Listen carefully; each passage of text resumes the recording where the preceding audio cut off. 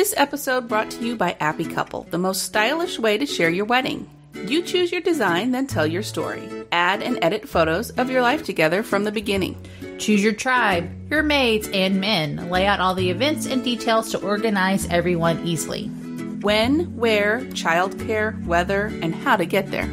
Your guests can join in on the website and your very own app. From reading your stories to adding their own photos. And of course, you have veto power. They can get all the event details to the ones that they are invited to. They can also start and join conversations. They can find links to your registries. Available for Apple and Android devices. Go to fromringtoveil.com/appy. That's fromringtoveil.com/appy.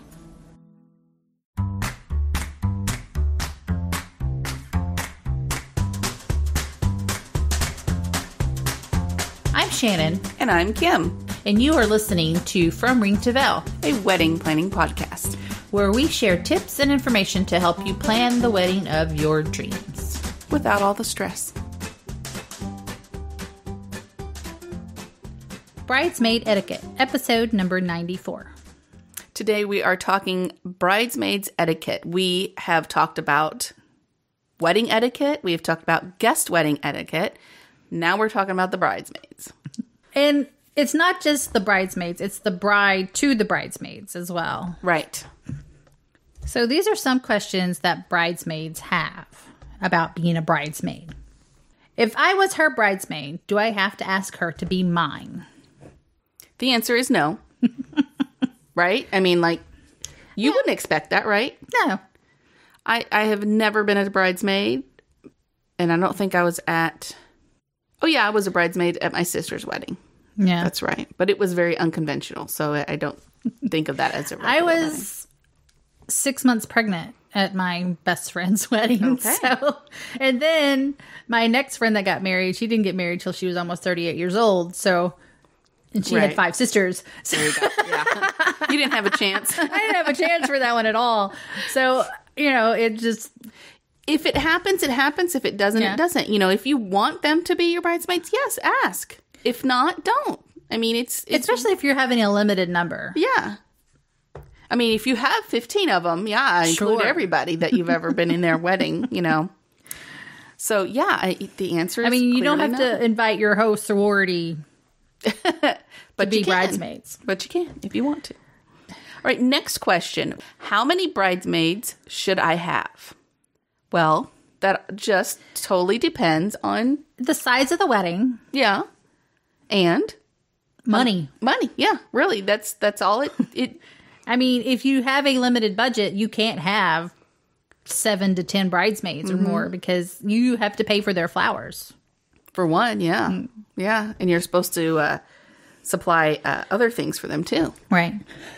Your bridesmaids need to be proportionate to your budget and the size of your wedding. If you're having a very small wedding, you don't want to have 5 to 10 bridesmaids. Right, because they're all going to be up on stage with you. Yeah, exactly. All your guests are going to be up there. But, again, it's totally up to you. If you want a whole lot of bridesmaids and you can afford it, do it. If you don't and you can't, then don't. Next question. What does a bridesmaid do? And that's... to me, it's totally if you have a type A bride. Right. Or one that delegates. If the bride wants to do everything herself to make sure it gets done to her standards, then you might not have much to do at all. That's true. I guess the main points are be available to the bride for things that she needs done.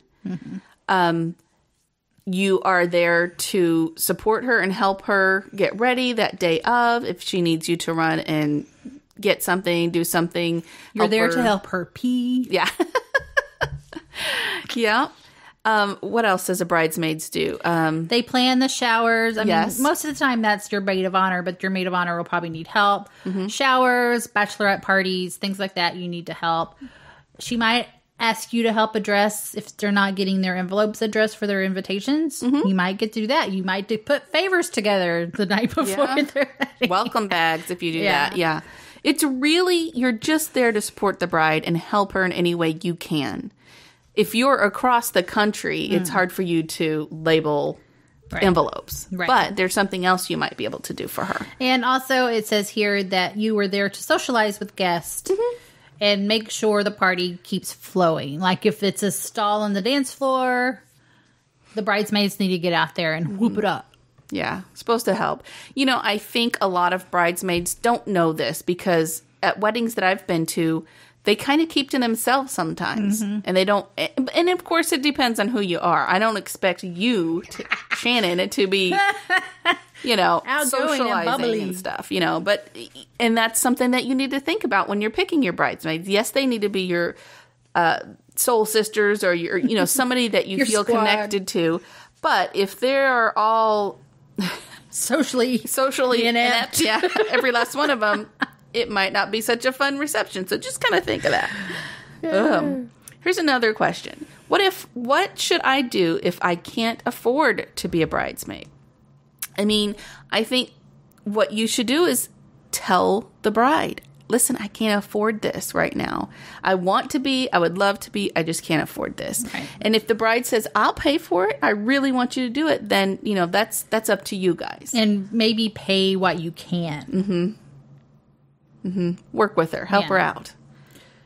It's okay if you can't. Just let her know. Right. Don't just say no. Don't keep putting it off and putting it off and putting it off until, you know, it's almost that day and they're like, oh, I'm sorry, I can't afford this. Right. Or be scared to say no. Or just flat out say no. You know, let them know. I mean, if she's your friend or even going to be your sister-in-law or whatever it is, share with them.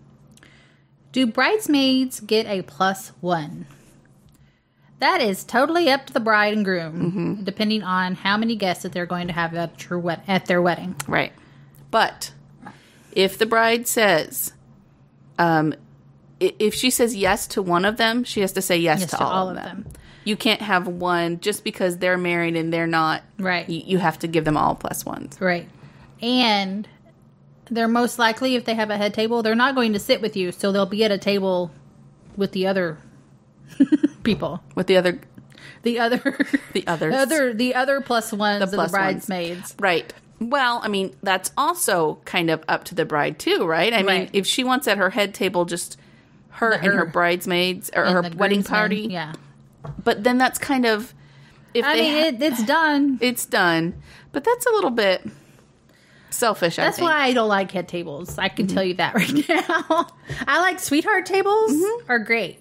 You know, the bride and groom, and then you have like the bridesmaid table with their +1s and the groomsmen table with their +1s. Yeah. You could even do a head table with you and your parents, both your parents, and then do the bridesmaids table too. So you could always make it work if you're going to have +1s for them. But I don't. Head tables are kind of isolating. They are. Especially if your groomsman is not your husband or your significant other. That's right. Like that's when you have to split them on one side together. Because you may not like who you walk down the aisle with. Anyway, that's a whole other podcast. And if you don't pinch each other or trip each other. That's funny. So this is questions from a bride's perspective about their bridesmaids. Okay. How do I make sure I'm not asking too much of my bridal party? Like, how do you make sure? I mean, that's just... I guess what you need to know is what they can afford, what you need or want them to do, and go from there, right? Here it says, this is from brides.com. There is a difference between sharing your joy with friends and making your wedding the focus of your friendship. Consider it a nice gesture if your bridesmaids come to your dress fitting, stuff envelopes, or arrange flowers for you, but it's not expected. So don't expect, that's your thing. Don't expect your bridal party to cater to all your needs. Right. Even though we just said bridesmaids, be there for for the bride. But don't expect it because you're most likely going to get disappointed, especially if they're professional, if they have jobs and families and they live across the country. They're not going to be there to help you do all of this. Exactly. All right, next question. Can a would-be bridesmaid say no to being in the party? Again, yes. If they can't afford it, they're too busy. They are not, I mean, God forbid they not be there on the day at all because they already have things, on their calendar for that day or whatever. They're pregnant. Yes. Don't know, what's going to happen with that. Definitely, they can say no. And they probably will say no. There's probably going to be somebody that says no. Right. And it could be that they just couldn't handle standing up in front of everybody. It's just, there's so many reasons why they could say no. So this one, speaking of pregnancy, one of my maids will be super pregnant at my wedding. Do I need to find her another dress? Yeah. If you want her to fit in anything, yes. You can't just cut the belly out. Also ask her if she's for sure she wants to do this. Because even standing for 30 minutes for an extremely pregnant woman is difficult. You could supply a stool. I know. Which is fine. It's just a wedding. It's not like, it's not like a queen's coronation. Let me tell you that. So be considerate of your bridesmaids if they're pregnant. Yeah. Yes, you will need to find them. If they're willing to be in your wedding, you need to find them a dress that fits them appropriately and looks good. That doesn't look like a tent. Right. Especially get it tailored. Yes. What should my bridesmaids cover for my destination bachelorette? This is an interesting one because, again, expectations and how much they can afford come into play here. Typically, they cover their own cost plus your drinks, your food, and activities. But can they afford it? Right.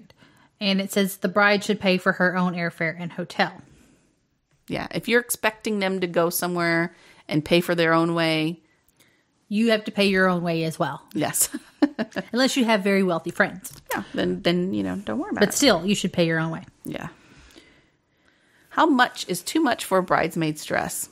Oh, this is a loaded question because it depends on your situation. Yeah.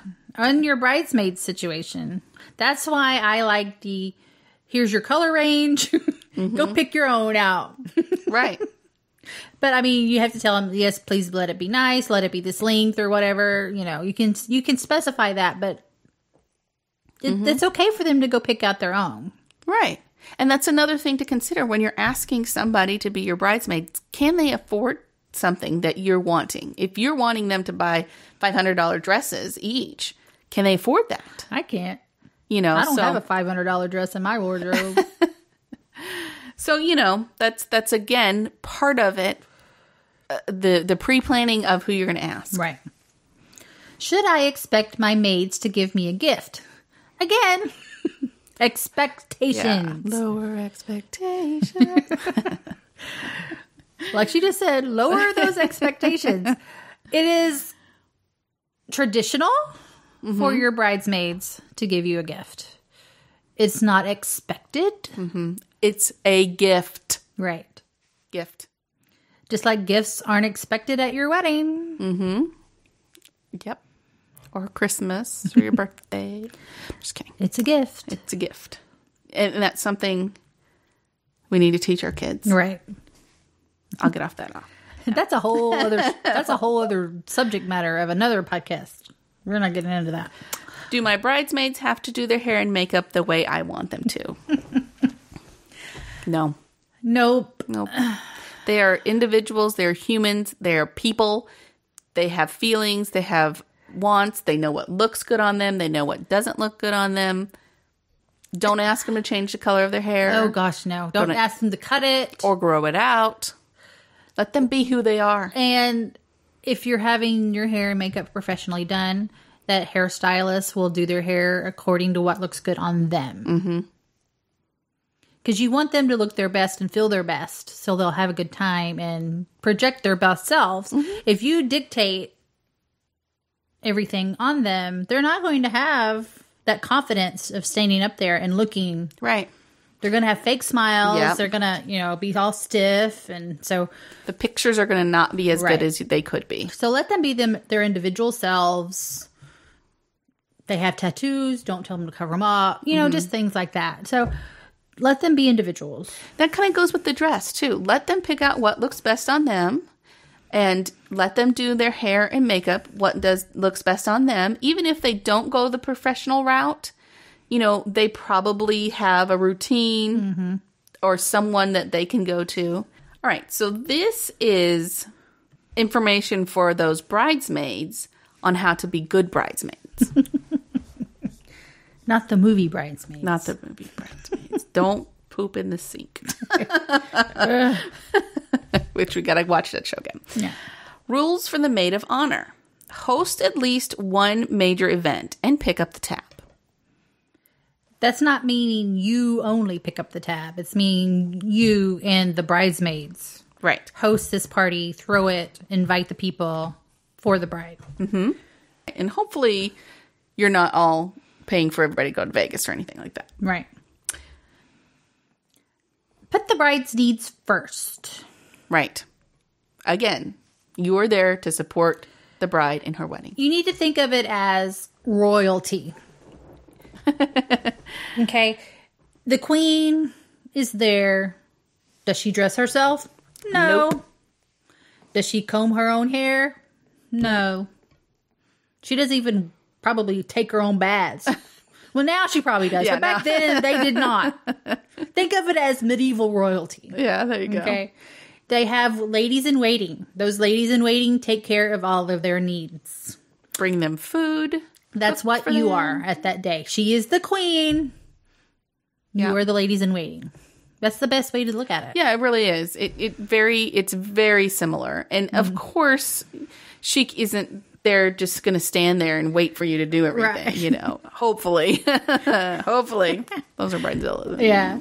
I mean, within reason, you are lady in waiting. Yes. But I mean, yes, you were there on that day for the bride. Mm-hmm. And not just on that day, but the planning process too. Right. Keep your toast PG.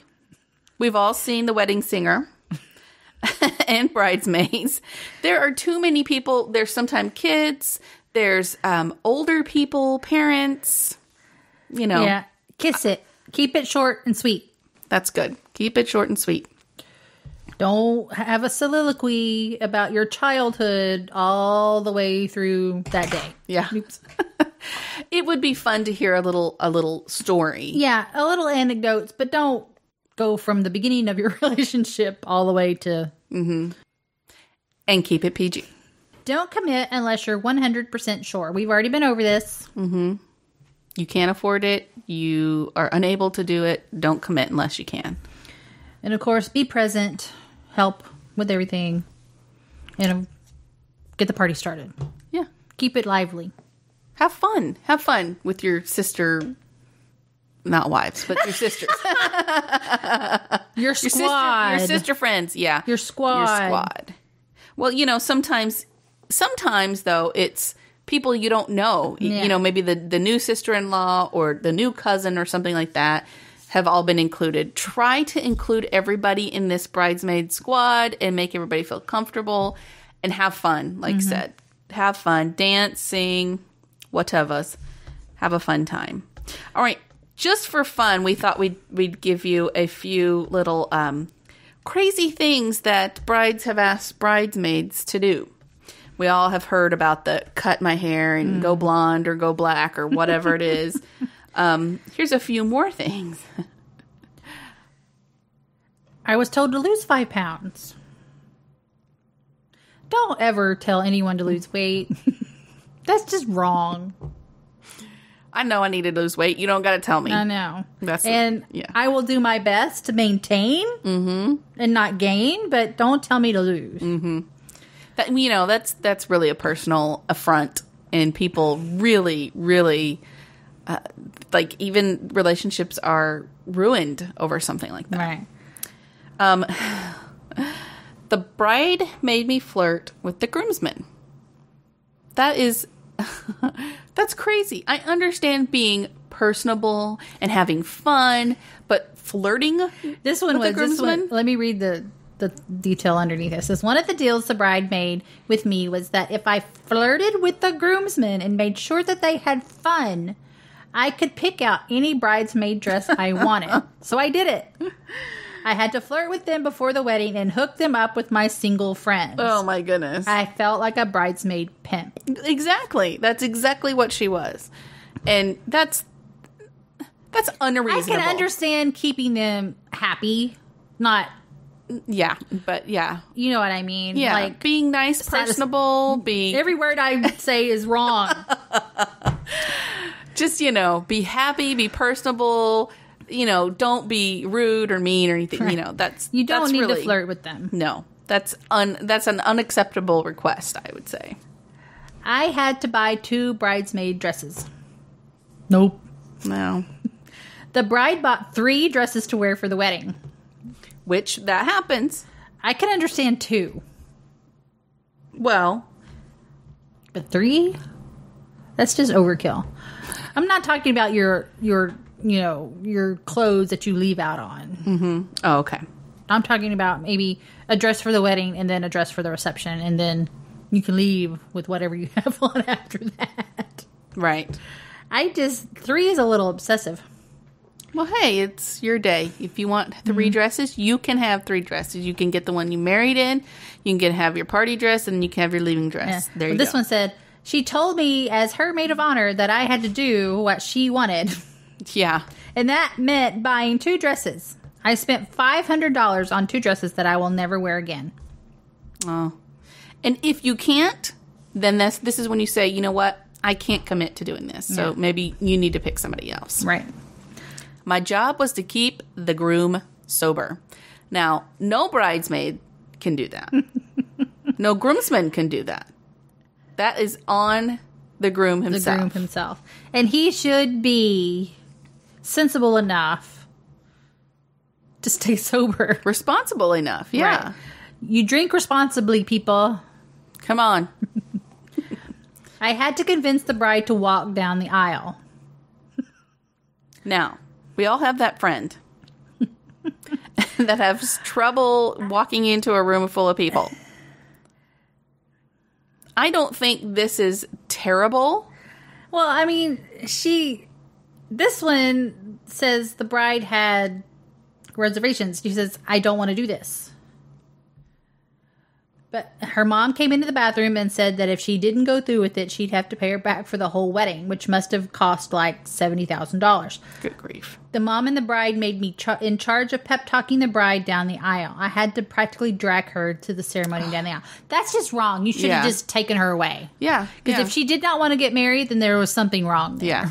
Something wrong there. If you have to convince the bride to walk down the aisle, then she shouldn't be getting married. Right. Unless it's just anxiety of walking down the aisle. Mm-hmm. And then maybe you just... Put her on a scooter and let her scoot down the aisle. Put her on a longboard. Something. But, I mean, this one sounds like she didn't want to get married to this guy. Mm-hmm. So... Yeah, that's not your place. No. Absolutely not your place. Even if the bride, like if the mother says, oh, you're going to pay me back. I mean, that's the heat of the moment talk right there. There's other situations and factors that go into this. So I would, if I were that bridesmaid, I'd be like, let's go. No. We could be a runaway bride. Let's go. So, and the last one we have here is I had to lie about the bride cheating on the groom. No, that's hard. That's a personal thing. If you feel good lying to somebody about that, then something's wrong. You need to ask the bride, is this really what you want to do? If you're cheating on him now, right? Why are you even getting married? Is my opinion. I mean, it's not like a last hurrah thing. If you're committed, if you're engaged, you're a committed couple. Mm-hmm. I mean, it's not, oh, he's not married yet. I don't care. You're a committed couple. Once that ring goes on your finger, you're a committed couple. At least in my opinion. That's just kind of crazy. Yeah. I would not put myself in that position. Ever. Like, nope, I'm out. So to these girls, I'm really sorry that you guys are put in these positions. That's not something that is not in your bridesmaids maid of honor duties. No. None of these are. Yeah, lady in waiting, sure, but not so keeping somebody sober and lying and flirting, that's too much. Not forcing a bride down the aisle. And if they ask you to, I'd say, I'm sorry, I can't commit to this. Yeah. Go to the next one. So I do want to say that we are coming up on our 100th episode soon. And our 1 year anniversary. How fun is that? So we will be podcasting to the end of the year up until number 99. And then we will come back in January with our big extravaganza. 1 year, 100 episodes. We might even have some cake or something. Not that you'd be able to see that. Yeah, well, we'll take pictures. But I just kind of wanted to let you guys know there's going to be a little bit of a break, a couple weeks that we won't be putting out new shows. From Christmas to the middle of January. Yeah. Also, if you remember any of our guests and you liked our guests, maybe, and you want to hear them come back, we can have them. We're thinking about doing kind of a round table discussion on our 100th episode. So if you like one of our guest hosts and you want to hear them come back, leave us a tell them, hey, I want this person to come back. Yeah, we will definitely do that. Have them come back and have a fun discussion. All about weddings, maybe stories. We're not exactly sure. Hey, if you have any suggestions, what you want to hear us do for our 100th 1 year anniversary, let us know. I like how that ended up 100 in 1 year. I know. We worked it out really good. Yeah. We did a great job this year. Hey, high fives. Woohoo! All right. They always say that if you can make it to 100 episodes, you'll do really well. A lot of people quit before 100. Yeah. But if you do have any suggestions or questions or any people of our guests that you want to have us to have back, email us at info@fromringtoveil.com or message us on Facebook or on Twitter or on Instagram. We're everywhere. We're everywhere. Hashtag From Ring to Veil. And we will work on getting all that done. Subscribe to us anywhere you listen to podcasts. Until next time, no stress, no worries. Keep calm and listen on. Thank you for listening to our podcast. You can find us on Facebook, From Ring to Veil, on Twitter, @From Ring to Veil, and on our website, FromRingToVeil.com. Music provided by bensound.com.